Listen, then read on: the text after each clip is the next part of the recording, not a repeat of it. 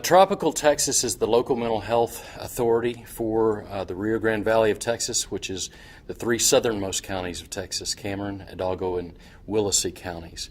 We cover about 3,300 square miles, and our local population we're responsible for is about 1.25 million.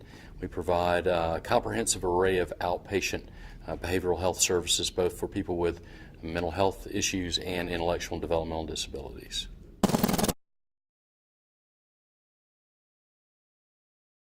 Probably one of the biggest challenges, the ever-increasing demand. We have a very quickly growing population in our part of Texas, so it's very difficult to keep up with that demand.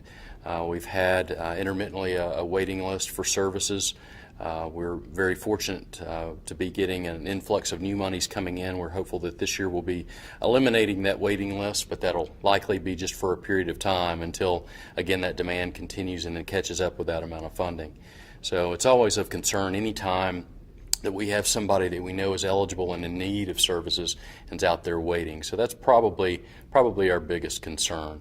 That's followed closely by the amount of available skilled clinicians to provide those services.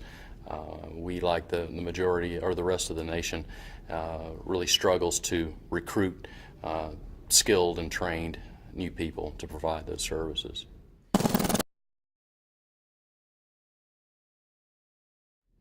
Well, Texas has a dubious distinction of historically being among the last of the states in terms of per capita funding. Prior to this year, we were the last out of the 50 states in per capita funding. But again, as I mentioned, the legislature has infused some new monies. I think it'll probably just take us up a few spots. We've still got a long ways to go. But historically, in Texas, being a very conservative state, funding for mental health issues hasn't been a high priority. Unfortunately, because of some of the national tragedies that have taken place, I think that spurred some more interest in the condition of our service system and how frayed the service system is and how much in need it is of beefing that up and our ability to serve more people that are in need and the risk that are inherent with those people who don't get services.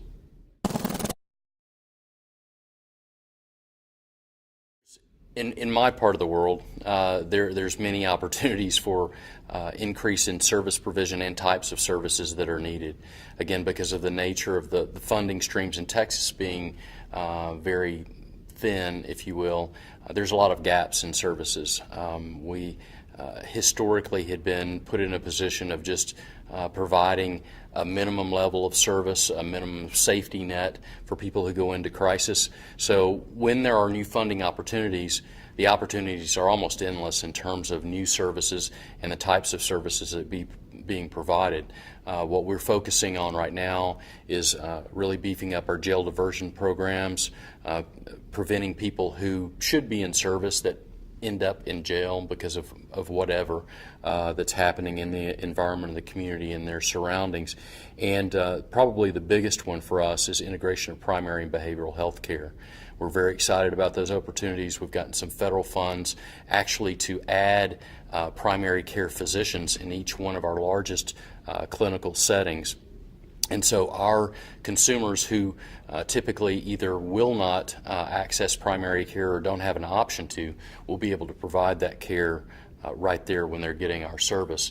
That's a significant issue for us because we have a lot of problems with comorbid sorts of conditions, and when people don't get those treated, our clinicians are limited in knowing what's happening in other parts of their lives. So to be able to treat a more holistic approach is going to be hugely valuable for the people we serve and for just the quality of service we're able to provide.